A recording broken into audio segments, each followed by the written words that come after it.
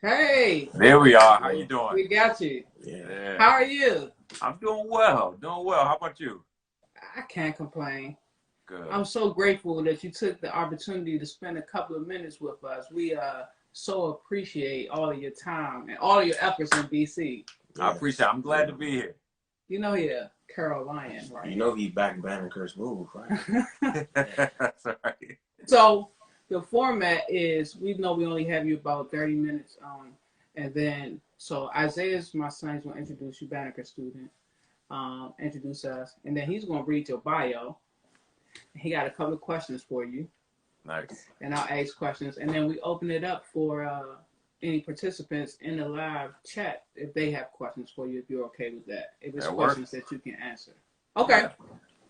Yeah. So just a little bit about us. We're Positive Role Models. Positive Role Models is a social enterprise under our parent company, LTI Concepts.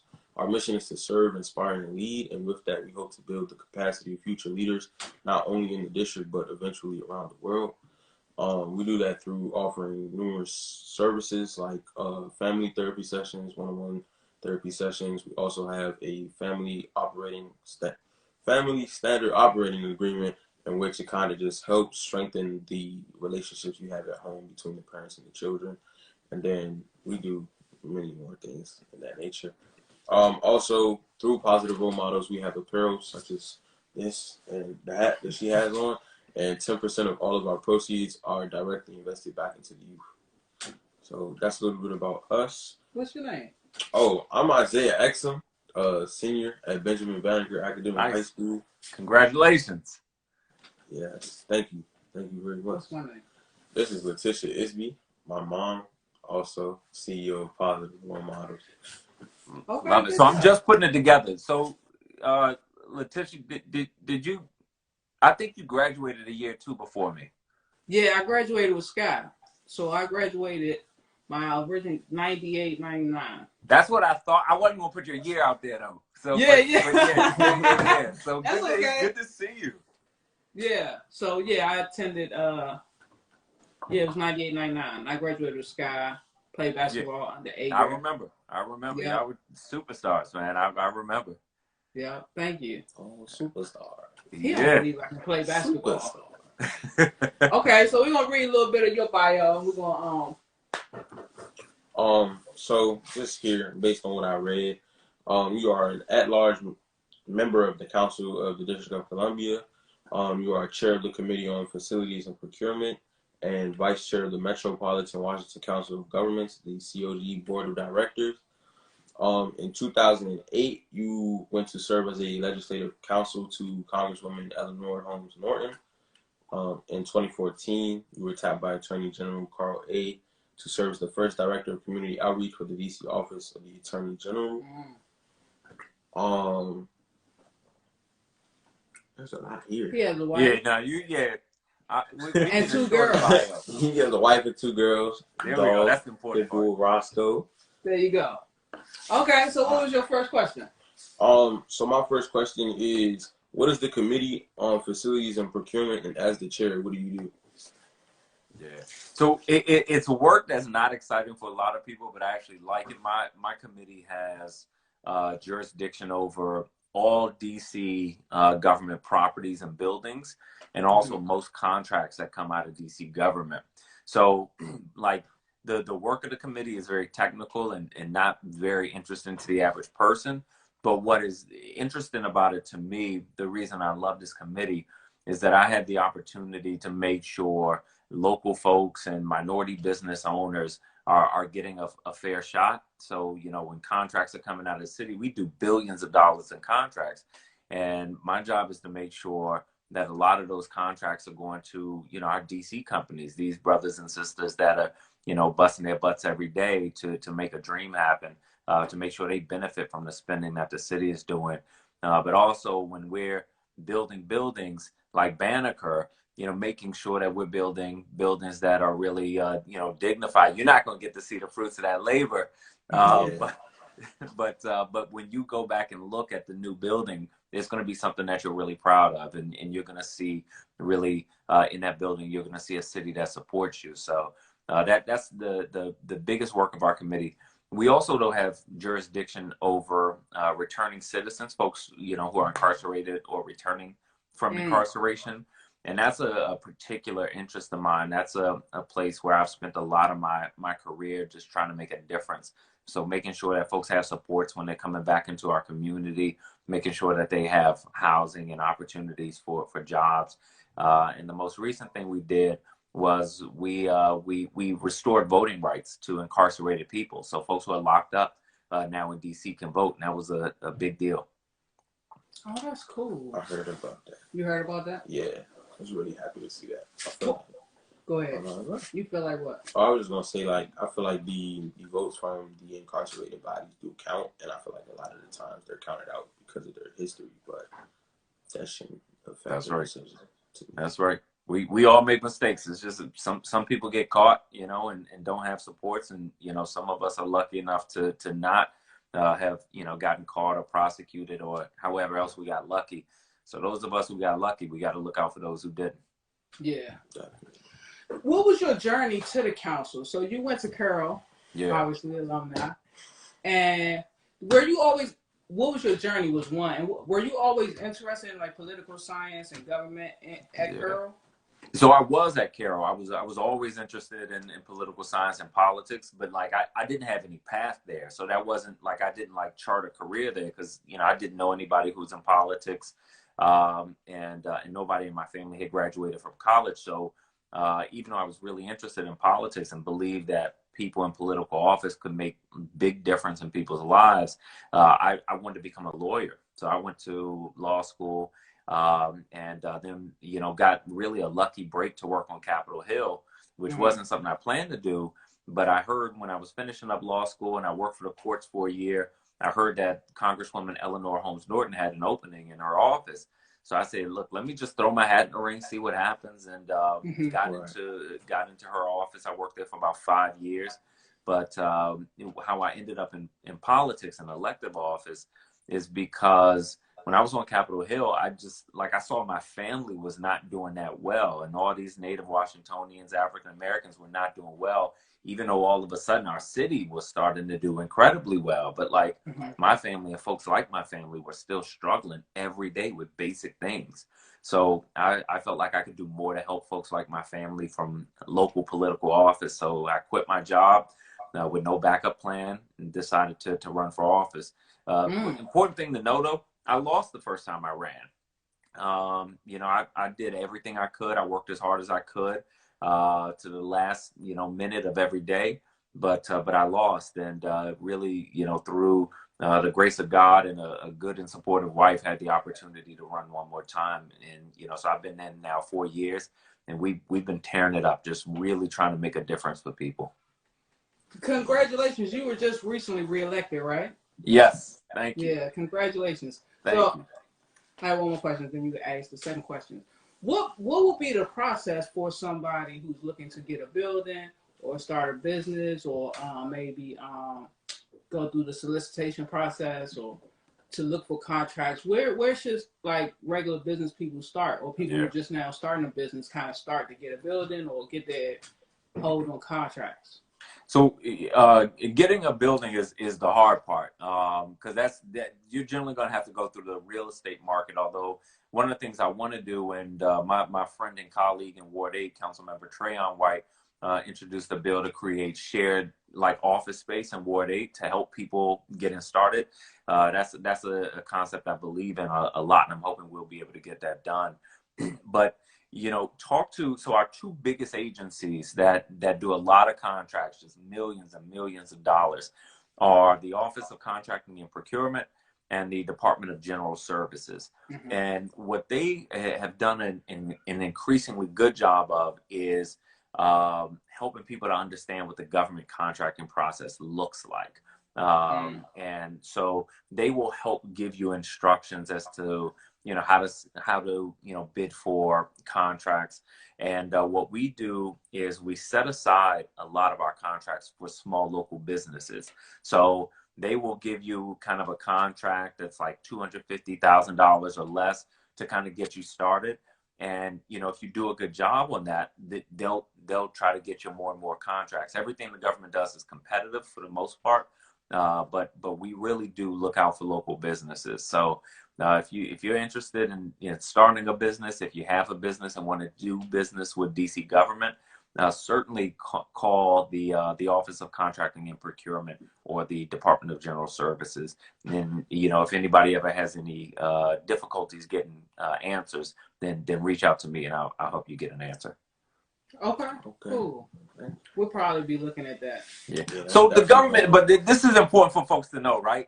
So local government requires that when we spend money, that we spend a lot of our money with local companies. And the government needs everything from cars to toilet paper to pencils to, you know, copy paper. So, you know, a lot of folks have realized that, well, you know, there might not be a local business supplying toilet paper to government agencies, but they are required to spend a lot of money with local businesses. So we're going to start a toilet paper supply company. So, you know, if you really want to be diligent, look for holes. Like, where is the government buying things that there's not a local company selling it?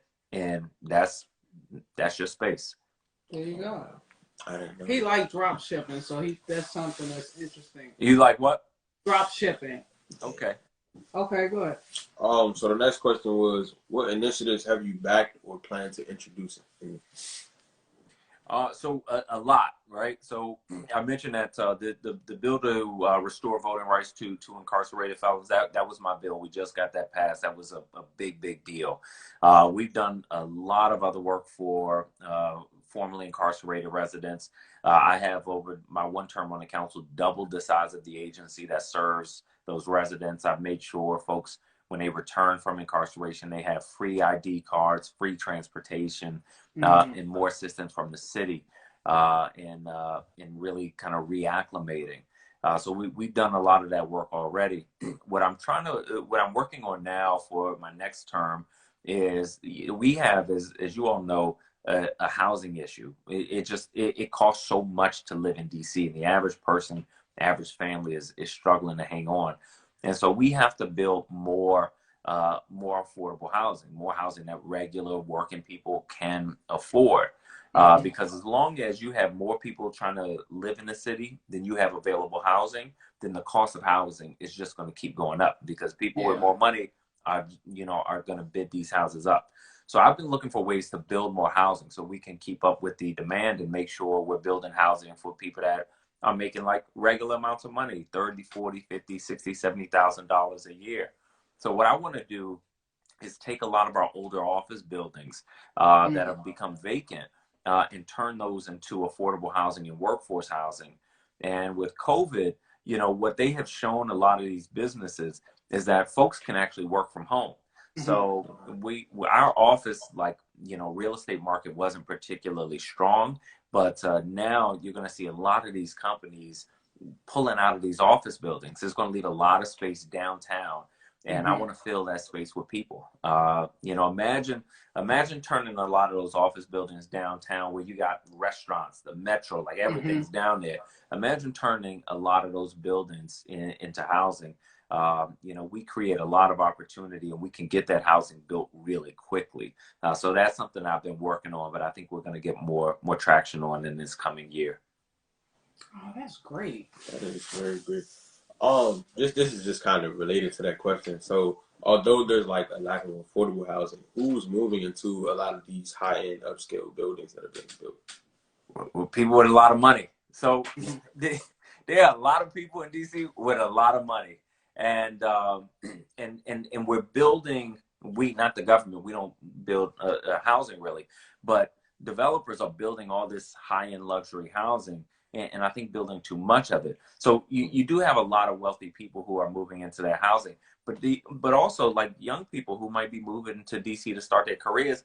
They got like 3-4 people living in a 1-bedroom, you know, all kind of sharing the rent. And those folks really would rather be living on their own, or at least only one person per bedroom. But we're not seeing enough housing built for people with lower incomes. And that's a problem that we have here that I've been trying to get at. That's why I really want to push us to build more what I call workforce housing, housing for people who, make regular money, like Right. most of us. And DC has the federal government, the district government, so it's a high influx of government employees. Yeah. And their wages are typically higher. Right. So as a parent, I started Positive Role Models. My idea for Positive Role Models was the concept that I believe modeling is very important, that our youth the first place they learn behaviors is at home or through modeling. And what I wanted to do was extend a community of like-minded individuals so that if he passed me and met you, you would be modeling some of the same behaviors that I preach at home. So with that being said, what are some principles that you hope to leave with your children, and some principles that you live by as a government official, as a father, as a husband? Yeah. So most important thing I try to instill in my daughters, and principles are the most important thing for me. I care less about what they become. I care more about who they become. I want my daughters to be good people. And I think all of us have a responsibility to be good people. And that means being kind and considerate, compassionate to other people. Too often, we think about, ourselves, and we just kind of, let ourselves fly off the handle. And, we don't recognize how much we have, and therefore how much we really have to give back. But I think we got to treat people with kindness and dignity. And these are the types of principles I try to instill in my daughters. My oldest daughter is 4. My youngest daughter is 19 months. So, her vocabulary, the youngest is a little limited. But my 4-year-old, she knows what we're about. We fight for justice. We help people. We are kind to people. And so, I lost my mom when I was 8 years old. And that's, too young to lose a mom. But I'm grateful that she did instill so many things in me before she passed. And, those are really kind of, ideas and principles that I live by. So I try to make sure my daughters have the same thing, that when they go out into this world, they treat other people kindly and treat other people with dignity.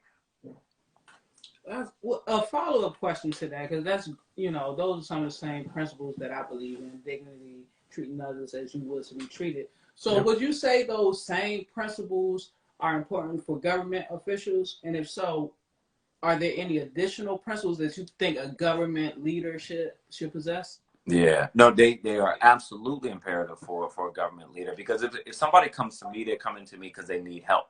And, I got to make sure that I don't, get too wrapped up in my title or ever feel like I'm too important to help people. Because as soon as that happens, I need to be gone. And so anybody who's in elective office who's more concerned with the title than they are with helping people, then they're not helping anything. But the focus of my work is social justice. And, at Carroll, that's something they really try to instill in you. That's something I live by. So my work, as I see it, is social justice work. I have a position of power where I can make change for people, and that's what I got to use it for. In politics, a lot of people try to be politically savvy, and they try to, climb the ladder. I believe if you do the right thing and you help people, people are going to continue to support you. We have one last question. We want to thank everybody that has joined us. I thought somebody had a question. We have about 10 more minutes. I thought I saw a question before we ask our last question. How is COVID impacting minority businesses, and what measures is your committee putting in place to assist? All right, so that's a great question. COVID is devastating a lot of minority businesses because, historically, we have less access to capital, less access to money. So, too many of our businesses were hard to get started in the first place. They've been kind of, hanging on by a string. Well, all of a sudden, people aren't shopping. People aren't spending money the way that they were. And the minority-owned businesses are the ones that are going to, be hurt the most. So, before the pandemic, Black and brown people were already underrepresented in the business community. And ours are going to be the first businesses decimated by the COVID crisis.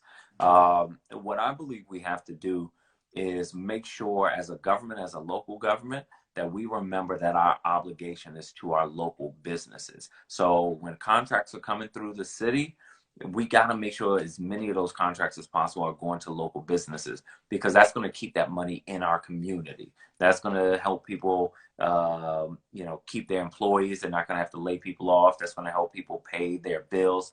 And that's an obligation that we have. So during COVID, we have to redouble our efforts to spend our taxpayer money, our government money, with our local businesses, because a lot of our local businesses are minority-owned businesses, and we got to support them. Yeah. Definitely.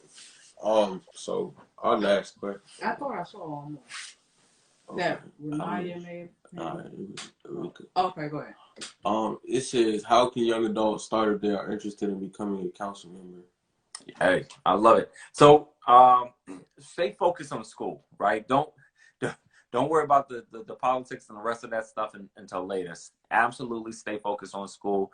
If you want to become a council member, or if you want to become a very effective elected official, read a lot. Read about history, because everything that's happened now has happened before. And, you don't have to recreate the wheel. So I try to learn about great leaders. I take a lot of inspiration from Barack Obama. Right now, I'm reading a book about Bobby Kennedy. I read books about John Lewis. Anybody in history that was a great leader, they've done something right. So read about them, learn how everybody, got great, and let their ending point be your starting point. But also get involved in your neighborhood, your local civic association, your ANC. Reach out to council member offices and say, hey, can I intern with you, over the summer or during the school year? So just look for ways to get involved, because there's really always something that you can do. So if you want to do that, just start knocking on doors. Don't be shy. The worst anybody can say is no, and no don't hurt that bad. So, just jump out there and, get your feet wet. All right. Thank you. So this is our last question, guys. Okay. Thank you again for everyone joining us, and Councilmember White for joining us. So this is our last question, and we're gonna wrap it up. How would one go about introducing areas of concern and/or ideas to government officials? Reach out to your government officials. The best place to start are with your ANC. So in DC, every neighborhood is broken down to advisory neighborhood commission. So reach out to your elected ANC member. They represent less people, so they can generally spend more time on issues. But then also reach out to your council member offices. So you have a ward council member, but you also have at-large council members like me who represent the entire city. So reach out to the office, say, hey, here's my problem. Who can I speak to in the office? We work for you. So nobody's office should say we can't speak to you, and talk through your issue. Now, always work on being more effective with your advocacy. So don't take no for an answer. At the end of the meeting, say, okay, so how can you help? And just always push.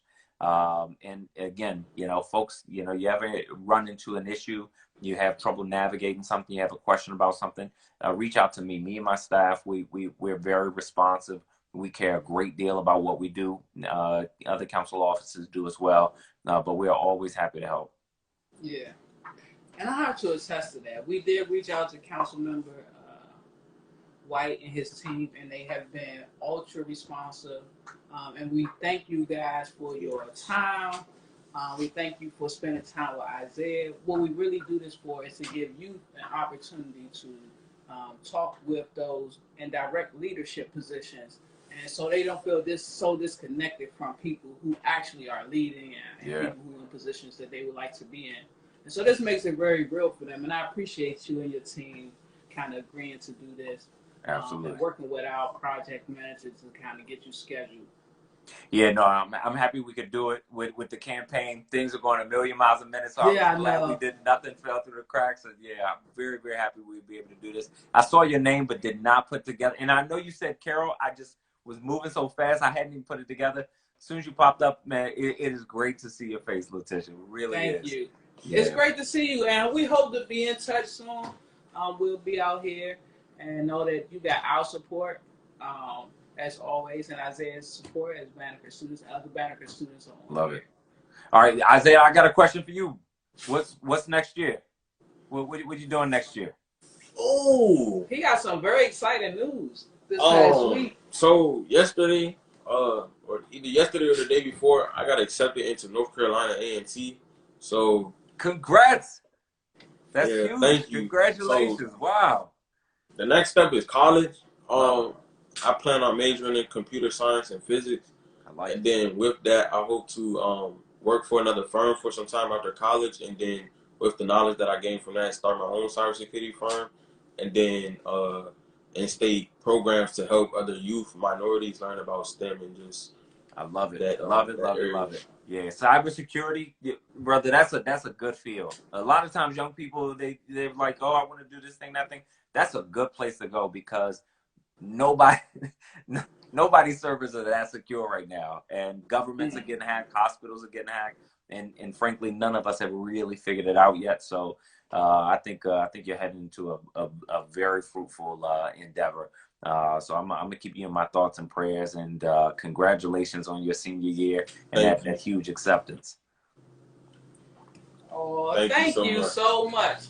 Guys, thank y'all for joining us again, all our faithful people who joined us. And if y'all could thank Robert White for us, we'd be most appreciative. Should we just link your information, like we'll link your social media. I appreciate it. Perfect. Okay. All right. Thank you, guys. Have a good night. Thank you, everybody. Take care. Have a good night. I think you got the press. Oh, yeah.